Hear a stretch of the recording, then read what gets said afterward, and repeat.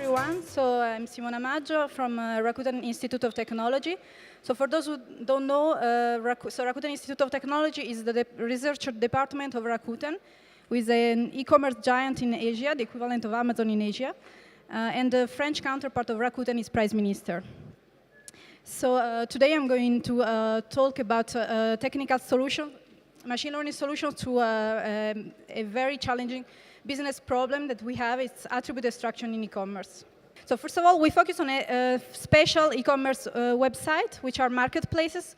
So when you go to buy a product on marketplace, actually, you want to buy a product, and the same product can be proposed by different merchants. And so there are several merchants in competition, and you have to pick one to select your products. The thing to have several merchants in competition is that each one of them has a very heterogeneous data with different formats and different denominations. And so all this messy information must be organized and merged in a common catalog that has to be eventually presented to the end user. So attribute in e-commerce, what are these attributes? Example of attributes are brand, size, and color. As you can see in this example, they might appear on the product sheet.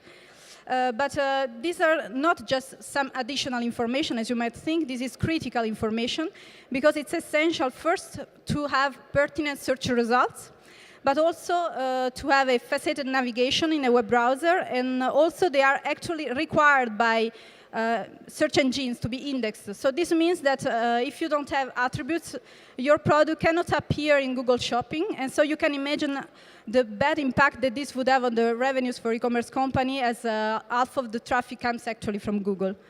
And also, it's very convenient to use attributes to automatize some marketing operations. So the problem we have with attributes is that in many cases we have low-quality catalogs. The worst case ever is when you have an unstructured catalog, like we have in Rakuten Japan. This means that you only have for each product a picture and some text, some descriptions, but you have no structure at all, no attributes. A better case is when you have a structure, but you might have missing or incorrect attributes. And so you would like to have a better quality catalog than this. But even if everything is perfect, so you have a nice list of values for your attributes, actually all this information is evolving over time, and you need to keep this list up to date every time, with the novelty on the market, or also even with the new trending in search queries. So the data we can rely upon for this problem in PriceMinister-Rakuten can be represented like this. So we have around 200 million products divided into around 200 categories. And this is a dynamic system, so you have around 10,000 new products every day coming to and be added to the catalog. So in each category we have around 500,000 products. And if we go down on a single category, for example, furniture, we can have around 30 different attributes. Of course, the list of attributes is different if we change the category. As you can expect that mobile phones don't have the same attributes as furniture. And if we go down the brand, we have around 20 values, like IKEA, for example, in this case. And so the challenging aspect of this data is that they are very unbalanced statistics across both attributes and values. As you can see from the chart, if we take, for example, furniture category, 4 different types of attributes: type, location, color, and style. They are very differently distributed in the data set. In particular, you can see that style is less, you have a lot of less fields filled with style information. And if we zoom on the color attribute, in the furniture color attributes, again, for the values, we can see the same problem. So we have very few values that are filled for violet furniture, as you might expect that it's a very rare case. So the solution we propose to solve this problem, that we use to solve this problem, is to learn to identify attribute values, both from product description, titles and description, and from pictures. From the descriptions and pictures, in both cases, we can extract attributes values that are belonging to a reference list.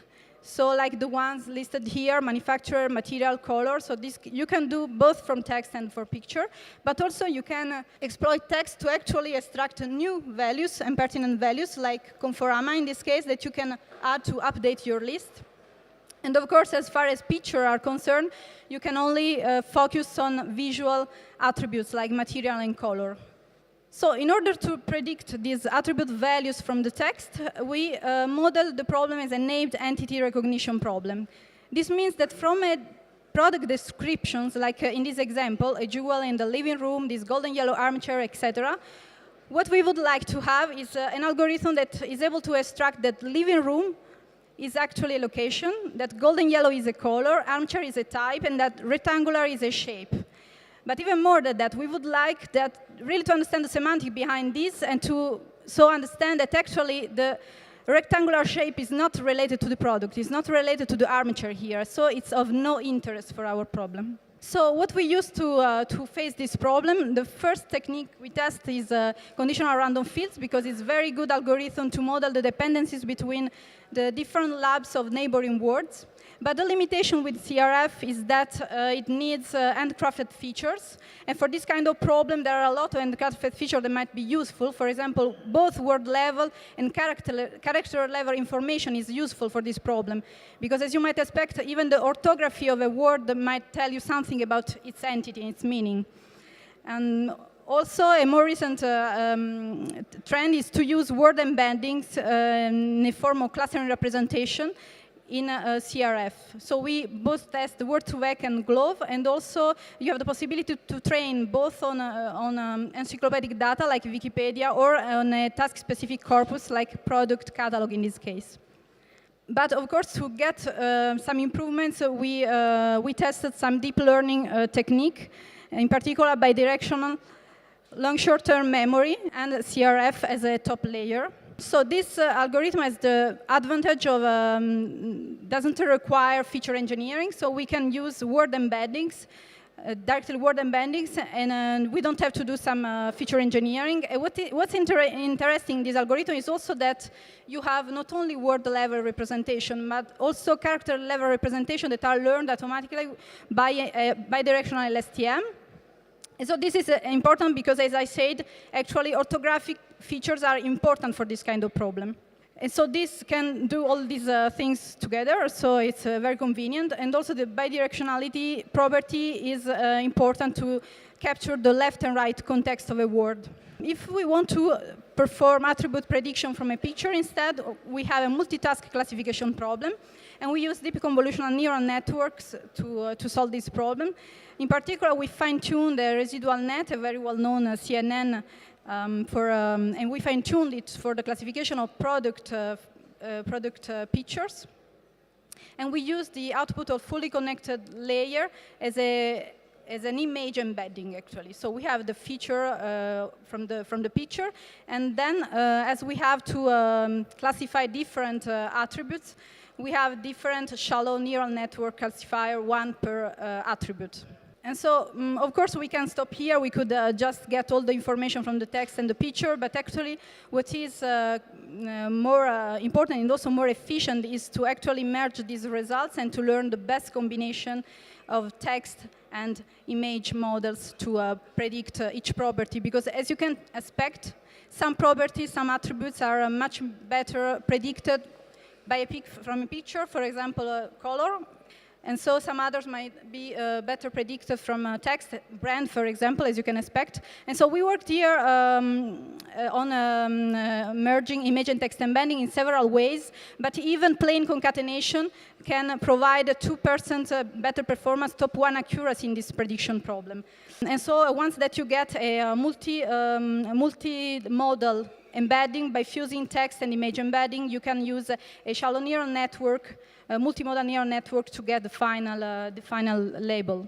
And so the challenge here is, first of all, that we need to be language independent, as we have Japanese and French and English market in Rakuten. And also, what is very important in real life, we always have the catalog analysts in the loop. And so we need to get their feedback into account and to retrain on corrected items our algorithms. And another important issue in this problem, which is really internal of this problem, is actually text normalization, because the attribute might be presented with several different spellings and different also misspelling, and you can't imagine how merchant can get creative about Hewlett-Packard. And so we are actually we are considering this attention-based recurrent neural network to solve this issue and to map all different attribute values to a canonical form. So if you want more details about this research, don't hesitate to come and ask. Thank you.